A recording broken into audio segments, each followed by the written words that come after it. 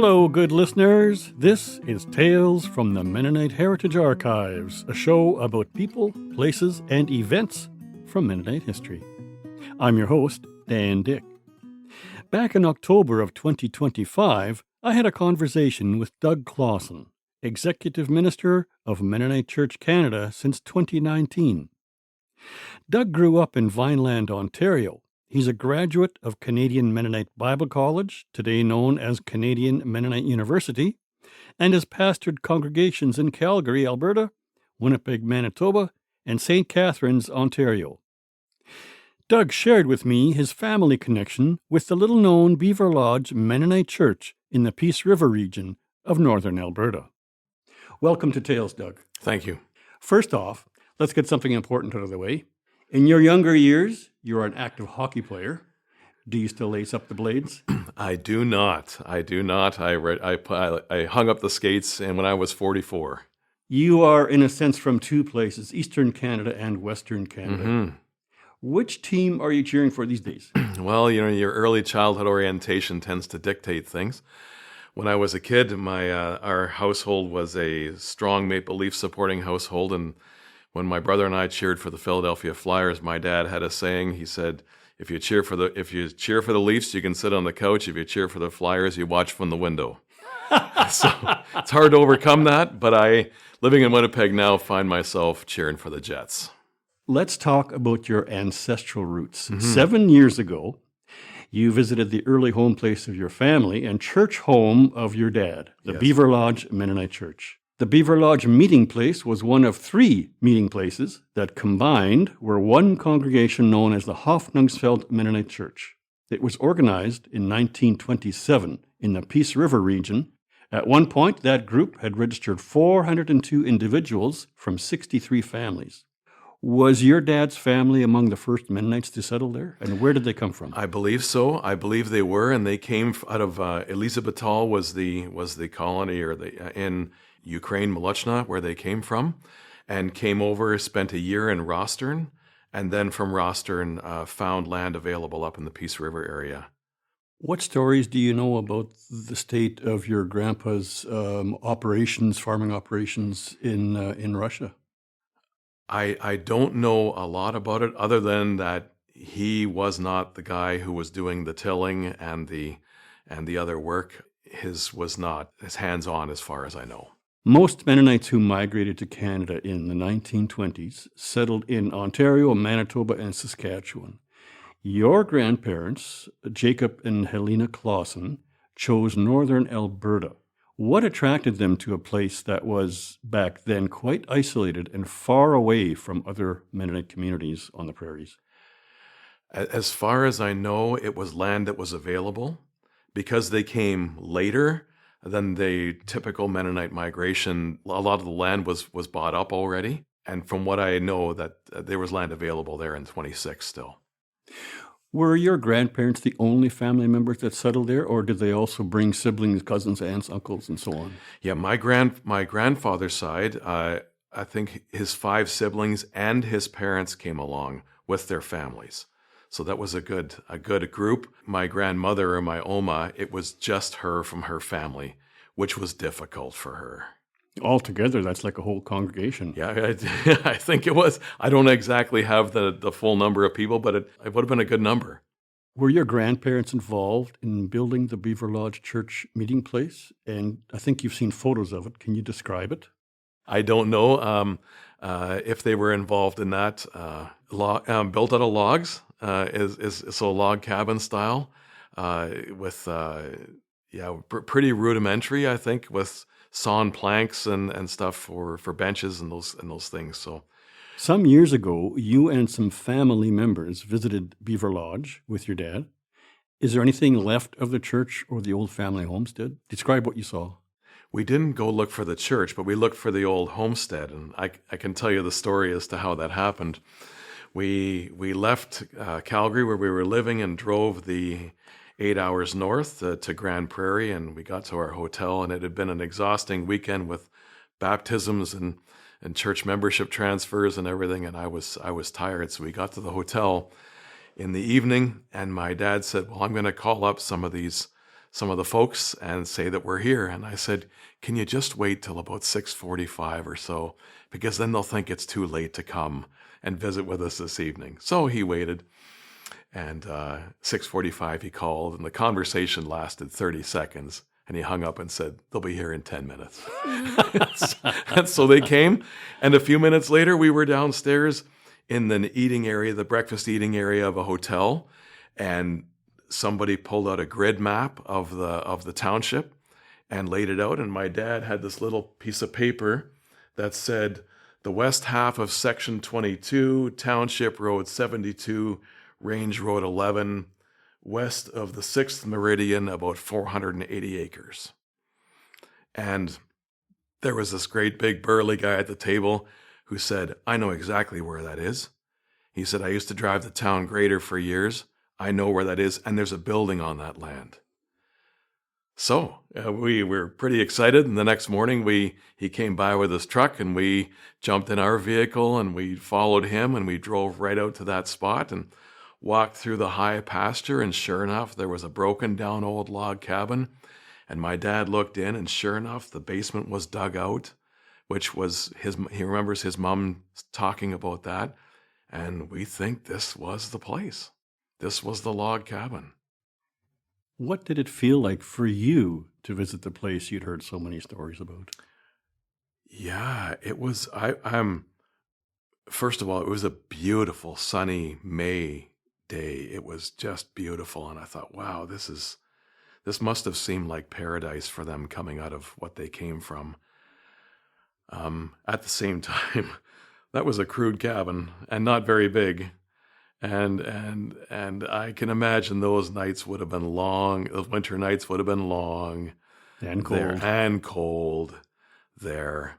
So it was just a testament to resilience to see that place and to think, wow, they made it here for a good number of years. And so I was just filled with, I guess, a humble sense of pride for knowing what they put themselves through.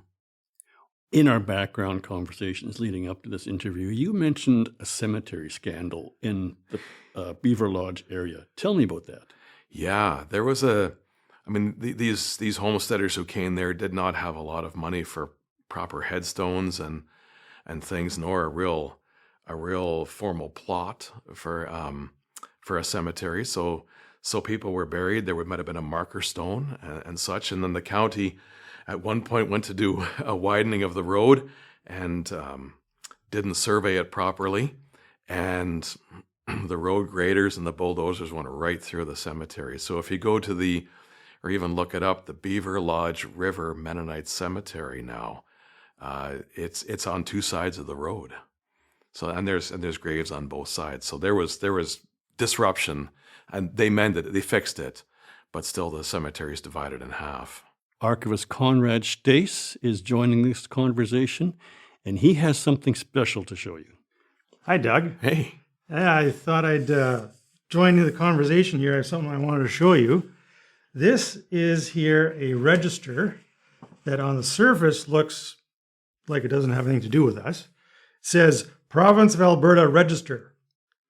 But then you open it up and it says the register is the property of the government. And then in pencil or pen is written not applicable. And this is the church register of the Hoffnungsfelder Mennonite Church by Limburn, Beaverlodge, and Wembley.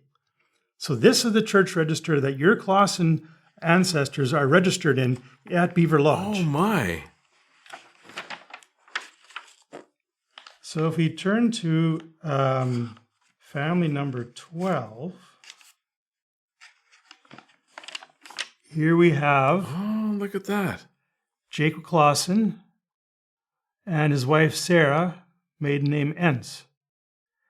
Jacob's parents are Johann and Anna, and Sarah's parents are Nikolai and Katharina. Does that sound right? Oh my. So Jacob Klassen here, born in 1868, in Elizabethtal, South Russia. And so they have two children listed here. These are the last two children that Jacob and Sarah have. And it's a daughter, Cornelia, and a daughter, Justina. And they're born in 1908 and 1911. in Elizabethtal. This is in Russia. Wow. And here they are, they're getauft, this is baptized, in Beaverlodge in 1930. Wow. And they were baptized by Altister Nickel. And then you go way over here to the far right-hand side of the page. This is Zaita, meaning page 42 and page 46. So within this register, if we turn to family number 42, so this is for Cornelia Klassen. Here we have the family of Peter Neufeld, who married Cornelia Klassen. Huh. And then their children, and their birth dates, and et cetera, et cetera. Wow. So the same thing you can do for the second daughter, Justina, page 46. Is this the first time you've seen this? I have never seen this. Yeah. So Abram Wiens, who marries Justina Klassen. Yes. That my Uncle Abe. Okay. I know Uncle Abe. Oh, yeah. Ah, look at that. Yep. So, of course, not all the information is in here. I mean, here Yeah. with this Klassen family, these are the last two children. The other children would have been, I'm assuming, would have either died or been adults and had their own families already. That's, I think, what was. Yeah. Yep. So this is an actual piece of history that was there, recording the family history as your great-grandfather was trying to make a go of it at Beaverlodge. Oh, my goodness. Oh, my goodness. That goes back a little farther than I think we talked about Oh, earlier. it is. I wasn't even aware. I had no idea about this. Okay, Conrad, thanks very much for coming in and sharing that little piece of history with Doug and with our listeners. The Beaverlodge Church / Hoffnungsfeld Church Register is part of the archive at the MHA. In 1933, the Mennonite Heritage Archive itself was started by the Conference of Mennonites in Canada, now called Mennonite Church Canada. As the leader of MC Canada today, how does it feel to be part of this history and this story that traces your Canadian roots back to this document that's approaching 100 years old? Yeah, it's.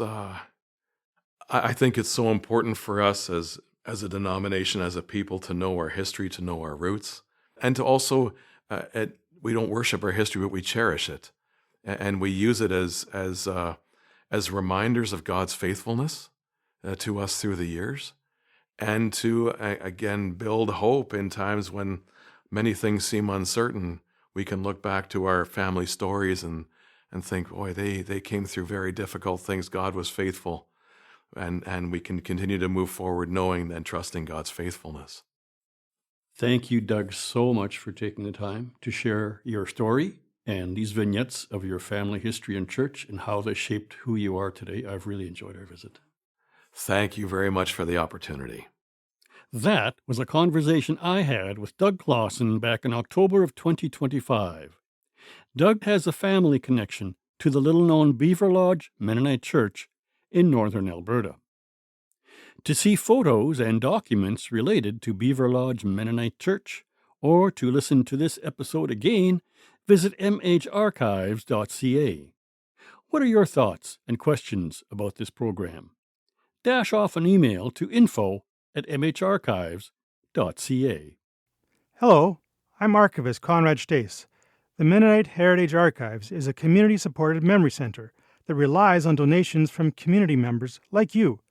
To support this program and the preservation of Mennonite history, visit mharchives.ca and click on Support, or give us a call at 204-560-1998. Thanks also to our partners, Canadian Mennonite University, the Centre for Transnational Mennonite Studies, Mennonite Church Canada, and Golden West Radio. Coming up on Tales, I'll talk with novelist David Bergen about his book, Away from the Dead, a fictional story that imagines one Mennonite family living through the chaotic times in Russia from 1900 to 1919. Thanks to the Tales team of Conrad Stace and David Klippenstein, Tales will be back next week with another story about people, places, and events from Mennonite history. Thanks for listening.